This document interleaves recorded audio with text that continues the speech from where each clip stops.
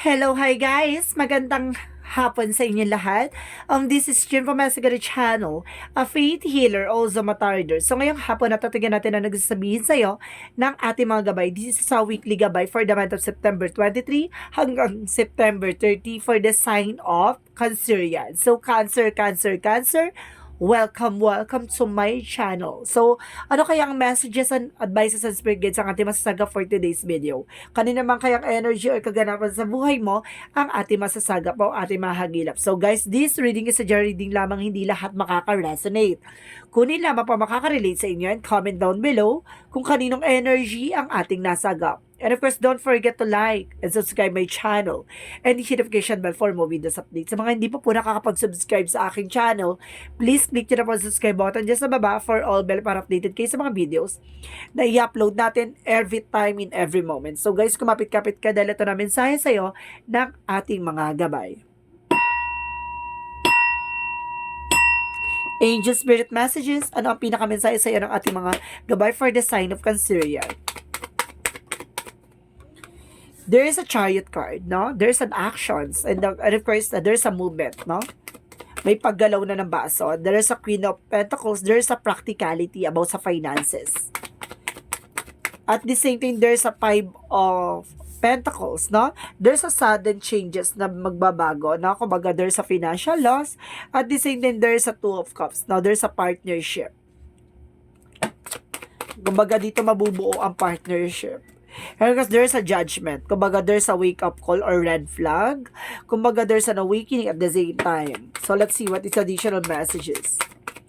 And of course, there's an Eight of Pentacles. Kumbaga, hard work. Kumbaga, dedication about sa trabaho. Mag-focus ka daw dyan. Kumbaga, may wake-up call dyan na sinasabi dito na kailangan mong tumutok dyan. Huwag mo pinapansin yung mga tao sa paligid mo. No? What is the Chariot card? What is the Chariot card? And of course, there is a Four of Cups. There's a re-evaluate or analyze, no? Kumbaga, bago ka mag-take ng action, kailangan mo muna pag-isipan na maraming beses, no? Hindi ka pwede magpala-desisyon dito. No? Kumbaga, pagsisisihan mo to with the Five of Cups, sorry. Kumbaga, magkakaroon ng doubt and of course, magkakaroon ng losses dito. What is the Queen of Pentacles, no? At the same time, there's an Nine of Pentacles. There's a practicality, no? Kumbaga, double clarification na pagdating sa finances, practical ka talaga, no? At the same time, sinasabi ng Five of Cups dito, wag mo sayangin yung opportunity. Sinasabi sa'yo dito na kailangan mo mag-take ng action, pero kailangan pag-isipan. Now, what is the Five of Pentacles? And of course, there's an Eight of Wands. Okay, there's a fast communication or fast movement. No? Kumbaga, magiging mabilis tong eksena na to. And of course, there's a new email or messages na magbibigay sa information para makabangon ka at para makarecover ka dito. What is the Two of Cups? And of course, there's a Lover's card. No? There's a Two of Cups. Ibig sabihin talaga there's a partnership. And of course, may asawa, may relasyon, may partner. And of course, mayroong may jowa, may boyfriend, may girlfriend dito. No? Ano naman tong eksena nyo? No? Kumbaga, mayroon ka ditong lovers, no? May mahal ka dito na, kumbaga, nagbigay sa'yo ng partnership. So, what is the Judgment? And of course, there is Page of Pentacles, na manifestation. May mga bagay na ma-manifest ka dito. Parang binibigyan ka na ng sign or signals ng ating Panginoon, ng ating gabay na makukuha mo yung mga bagay na minamanifest mo, no? Kumbaga, there's a new ideas, no? And new plans. What is the Eight of Pentacles? What is the Eight of Pentacles, Angel Spirit Guides? Pero kasi sinasabi dito by the Ten of Cups, there's an happiness. Na mag-focus ka lang daw dyan about sa trabaho, negosyo mo. Kumbaga, dyan mo makikita yung kaligayahan. Diba? Basta masaya ka sa ginagawa mo, go for it. So, what is a Chariot? And of course, the Five of Cups. And of course, sinasabi dito by the Magician, there's a manifestation. Na may mga bagay talaga na ma-manifest ka. And of course, makukontrol mo. You have a willpower. What is the Queen of Pentacles and the Knight of Pentacles? And of course, there's a Three of Cups. There's a celebration and there's a party. No? Okay, kailangan maging practical ka. Hindi naman porket may birthday, kailangan mo mag-party, no? Kailangan mo mag-invest sa sarili mo. Kailangan mo maging practical ngayon, pagdating sa finances. Kaya parang nagkakaroon ng financial loss kasi mas gusto mong Kumbaga magbigay ng kaligayahan sa sarili mo panandalian lang. So mag-isip ka ng much better, no? Kumbaga maging practical ka ngayon sa finances. Kumbaga kapag may birthday occasion, so gawan mo ng eksena, no? Mag-invest ka. So ibig sabihin bigyan mo yung sarili mo ng ganito like a gold or an investment na alam mo at the end of the time na makakatulong sa iyo, no? Sa kagipitan. And of course there's a seven of swords, no? There's a sneakiness, cheating or lying on you. Kumbaga may taong kumukuha ng information sa iyo o taong nagsisinungaling sa iyo, no? Mag-ingat ka kasi baka itong tao na to baka nangungutang sa iyo tapos hindi nagbabayad ka. Kumbaga kailangan mo lang maging maingat, no? What is the Two of Cups and the Lovers? And of course, there's a Two of Pentacles. There's a balance. Na maging balance kapag dating sa partnership. Diba? And of course, there's an Eight of Swords. Kailangan mo kumawala sa mga negativity. Kailangan mo kumawala sa mga toxicities, no? Mag-set ka ng boundary sa sarili mo. At of course, ay release mo tong negativity. Kailangan mong kumawala, no? Kumbaga, there's a judgment or there's a red flag, no? Parang sinasabi sa dito na mamanifest mo yung mga bagay na gusto mong gawin pero wag mong pakinggan at wag mong tignan yung mga tao sa paligid mo. And of course, what is the Eight of Pentacles and the Ten of Cups? There's a star card. There's a wish fulfillment, no? May isa sa katuparan mo at matutupad mo lahat ng mga pangarap mo. Basta ang tignan mo ang sarili mo, wag ang ibang tao. So, what is the outcome? Outcome is the Nine of Cups. There's an offer, no? A romantic offer, a proposal, engagement, something, no? Kumbaga, there's an offer or messages. And of course, sinasabi sa dito, there's a Five of Wands, there's a lot of competitor or there's agreement na kailangan mong pag-ingatan. And of course, there's a Six of Wands, there's a victory and success.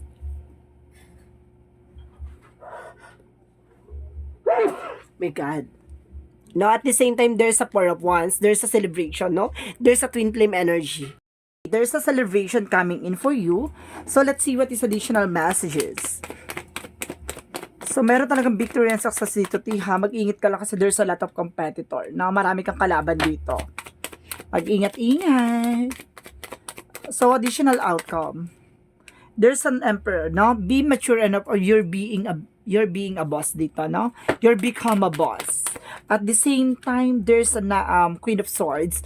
There's bigger feature of yourself na makikita mo na yung magandang eksena na mangyayari sa'yo. Kumbaga, there's an insights, no? May mga pasilip sa'yo to na makikita mo na may pagbabago nang nangyayari sa buhay mo.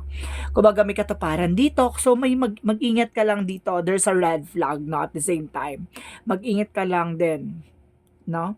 Kung anong eksena dito na kamawala ka sa mga negatibo, dapat hindi mo pinapansin yung mga sinasabi ng ibang tao. Hindi mo obligasyon ipaliwanag kung anong nangyayari sa'yo. At kumbaga, keep going, no? You're on the right path. So, what is the Love Oracle card? At the same time, guys, there's a mirror, no? Kumbaga, there's a self-image, no? Titignan mo lang yung sarili mo. At the same time, there's unhealthy choices. It's a healthy choices, self-love. Diba? And of course, there's a kisses. There's an unconditional love. There's a falling apart and a falling in love. Giving and receiving affections. So, let's see what is additional messages for Yin and Yang Oracle card. So, there's a unity, transcendence, ibig sabihin dito may pagkakaisa, no?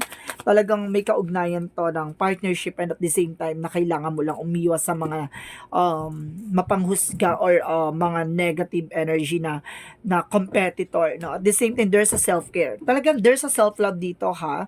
Kumbaga, there's a twin flame energy din, no? There's kumbaga, there's a partnership for kumbaga, for everlasting promises, na kumbaga na magdadala sa inyo ng wedding, and of course, there's a celebration or twin flame energy. At the same time, there's cycle, no? There's a change, pagbabago na mangyayari sa buhay mo. So, this is a change is coming. Kumbaga, talaga'y parating ng pagbabago sa buhay sa buhay mo na mangyayari ngayon. Kumbaga, parang pinamumulat ka lang na hindi mo kailangan or hindi mo obligasyon na ipaliwanag yung mga bagay-bagay na nangyari sa'yo, no? Wala ka dapat pakialam sa mga tao sa paligid mo. Kung ano man ang mga opinion nila yun eh, di ba? Dead ma tayo dyan. So, what is our Kang Rafael messages? And of course, consult a nutritionist. So, ibig sabihin dito, magpa-consult ka about kumbaga sa mga nararamdaman mo, about sa weight and weight loss mo, no? Kumbaga siguro kung mataba ka tapos something na parang bakit ganito na ano ganito ganyan, 'di ba? Kailangan maging aware ka sa ano mo, sa health mo. So what is additional messages? So, there's a flower. So, magbo-bloom daw to, magbo-bloom ang iyong relationship, and of course, your business, and of course, yung trabaho mo, no? And of course, there's a strength, no? Kailangan mo maging matapang, lakasan mo ang loob mo. So, what is additional messages? What is additional messages, angel spirit guides? And of course, there's a blame. Wala kang ibang sisisihin. Kumbaga, there's a i-accept mo responsibilities for well-being, no? Kumbaga, wala kang sisisihin na ibang bagay o ibang tao, no? Kumbaga, ikaw lang ang may decision niya, no? And of course, there's a failure. Na may mga bagay na hindi natin napagtatagumpayan, may mga pagkakamali tayo nagagawa. Kumbaga, it's an opportunity to learn. Huwag mo masyadong dinadamdam o dinidibdib, no? What is the Monsology? Monsology is a bring love in the situation, no? Mahalin mo daw yung sitwasyon mo, no? At the same time, kung ano man ang meron ka, no ba? Tanggapin mo. And of course, step out of your comfort zone. Kailangan mo pakawalan yung sarili mo sa mga negativity and of course, yung mga fear, no? And egos, no? Kailangan be confident. Deadma tayo. Bahala kayo kung anong gusto nyo sabihin. Basta ako, fresh ako. Ganon. So, what is additional messages? And of course, there is a vital force. There's an informational, no? Kumbaga, mayroon kang mga dream soul travel by astral travel. Kumbaga, may kakayanan ka na makapag-travel by your astral, no? By your spiritual. And of course, there is a dolphin for cosmic consciousness. Kumbaga, you have happy from the fullest. Na maligaya ka kung ano man ang nangyayari. Kumbaga, whatever happened, kumbaga, masaya ka sa mga posibilidad, no? What is the chakra? Messages. At the same time, there's a discovery. Mas lalo mo natuto at lalo mong na-discover yung mga nangyayari sa paligid mo and of course sa sarili mo. No? Parang lalo mo natututunan at lalo mo natutuklasan yung mga pagbabago. Because there's an impasse, di ba? Susubukan nilang harangin ang pag-unlad mo. Susubukan nilang harangin or kumbaga, harangin yung pag-alis mo, o kumbaga, discover sa sarili mo, no? Para magkaroon ka ng, kumbaga, nandun ka sa comfort zone para hindi ka makawala doon. Para, sinasabi sa'yo dito na matakot ka, ganito, ganyan, mangamba ka. Kumbaga, kailangan mong laban at kumbaga, sikuhin sila sa eksena na yan na kailangan mo na, deadma ako sa inyo. Diba? Kung naman yung eksena nyo, dyan kayo, bahala ka sa buhay nyo. Basta ako magpapatuloy ako, ganon. Kumbaga, wala kang pakialam sa sasabihin ng iba. No? At of course, tanggapin mo yung insecurities mo and of course, yung flaws mo, diba? And of course, there's an appreciation, no? Dapat marunong ka mag-appreciate ng mga maliliit na bagay. So, ganun na talaga ang mga Cancer yan. Kumbaga, maliit pa lang yan, kumbaga na-appreciate naman nila yan. And of course, there's an hostilities, protect your power, protect your energy. So, let's see what is the Romance Angels. What is the Romance Angels? Angel Spirit Guides. What is the Romance Angels? And of course, sinasabi ng Romance Angels dito is a flirt, no? Humarot ka. Kung wala kang love life, humarot ka. Pero kung may love life ka, manahimik ha. So, what is our Archangel Michael messages? Archangel Michael messages. And of course, sinasabi dito ni Archangel Michael na make a commitment. So, if you were single to, ibig sabihin talaga, makipag-commit ka sa iyong, sa mga tao sa paligid mo. No, huwag kang matakot na humarap sa kanila. No, huwag kang matakot makikaroon ng collaborations, diba? Kumbaga, umalis ka, kumawala ka sa comfort zone mo. Kung hindi ka na nila magustuhan o hindi nila gusto yung eksena mo, deadma. Magharap ka ng iba. So, ganun. Kumbaga, hindi ka dapat kinuklose yung chapter sa ganong eksena. Diba? Kumbaga, may mga tao talaga sa buhay natin na minsan hindi nila tanggap kung ano man ang meron tayo. Pero may mga taong tanggap kung ano man ang meron tayo. Ganun talaga, no?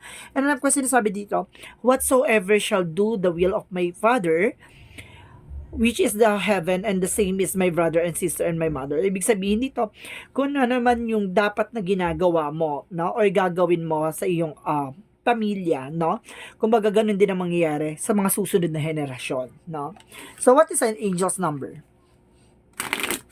So, what's the angel's number? And of course, there's an 888. I am abundance. As you focus on all that wonderful things that surround you, you're clearing the path for more positive energy to flow into all areas of your life and creating a place for your abundance. See? Kumbaga, kailangan mataas ang sense of humor mo sa dami mang pinagdadaanan, bedma ka sa mga negativity, di ba? Kumbaga, kung ano man ang eksena mo na yan, kumbaga, tinatanggap mo ang mga nangyayari sa paligid mo, kung ano man yung kaganapan sa buhay mo, kung ano man ang meron ka, tanggap mo, no? Wala kang insecurities. And of course, meron palang angels number dito, kaya nagpakita 888 is 888. So, there's an 888 angels number na sinasabi na talaga may kasaganahan na mangyayari sa buhay mo. And of course, there's a star card na sinasabi dito, there's a wish fulfillment coming true. Kumbaga, may katuparan with there's an happiness, love life, and career. So, sinasabi sa'yo dito na magtiyaga ka at hindi mo kailangan patunayan at hindi mo kailangan ipakita at ipakilala kung sino ka talaga. 'Di ba? Hindi mo kailangan at hindi mo obligasyon ipaliwanag sa kanila kung sino ka. Bagamat kailangan mo lang humarap at kailangan mong magpatuloy sa buhay mo. 'Di ba? So, this is a weekly gabay for the month of September 23 hanggang September 30 for the sign of Cancer. This reading is a general reading lamang, hindi lahat makaka-resonate. Kunin lamang pa makaka-relate sa inyo and comment down below kung kaninong energy ang ating nasagap. Maraming salamat guys and see you in the next video. Bye-bye and babush!